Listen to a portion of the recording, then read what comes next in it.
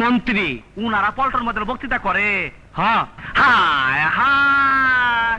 ঢালিউডের প্রয়াত চিত্রনায়ক মান্না 2 যুগেরও বেশি সময় বাংলা চলচ্চিত্র দাপিয়ে বেরিয়েছেন তিনি। তার ক্যারিয়ারে অসংখ্য বাংলা হিট সিনেমা দাগ কেটে আছে সিনেমা প্রেমীদের মনে। অল্প অল্প করে জীবনের গল্প ধরে ধরে সাজানো তো থাকবে। শুধু দর্শক নয়, সিনে দুনিয়ায় অনেক তারকা নায়কের দেখানো পথ অনুসরণ করেন, যার প্রমাণ মিলল ভারতীয় সিনেমার তারকা জিতের কথায়। সম্প্রতি মান্নার একটি আলোচিত কথা শোনা গেল এই নায়কের মুখে। জনপ্রিয়তার তুঙ্গে থাকা অবস্থায় 2008 সালের 17 ফেব্রুয়ারি মাত্র 44 বছর বয়সে মারা যান চিত্রনায়ক মান্না।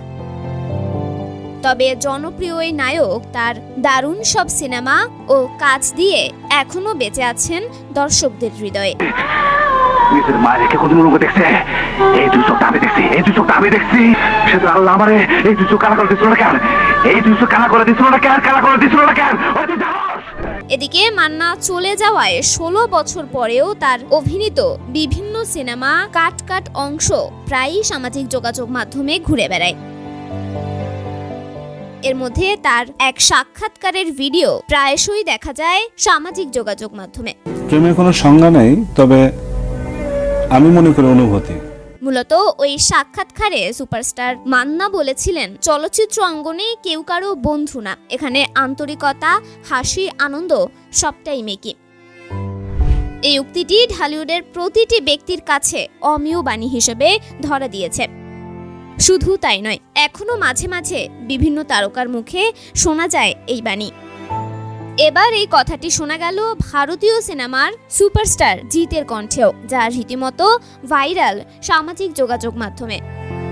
সম্প্রতি ভারতীয় সংবাদ মাধ্যমকে দেয়া এক সাক্ষাৎকারে তিনি বলেন, ইন্ডাস্ট্রিতে কেউ কারো বন্ধু মনে করে সম্পর্ক করে না, আর মনে করলেও কেউ কাউকে কতটা মানে তা নিয়ে সন্দেহ আছে তার। যেখানে রুক্মিণীর সাথে বন্ধুত্ব তার সত্যিই অসাধারণ।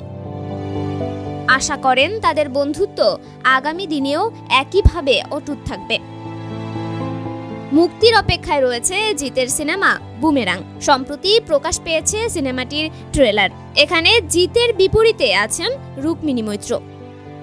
সিনেমাটি নিয়ে বলতে গিয়ে জিতকে বন্ধু সম্বোধন করেন রুক্মিণী। এরপরই মান্নার কথাগুলোর অনুরূপ কথাগুলো বলেন জিত।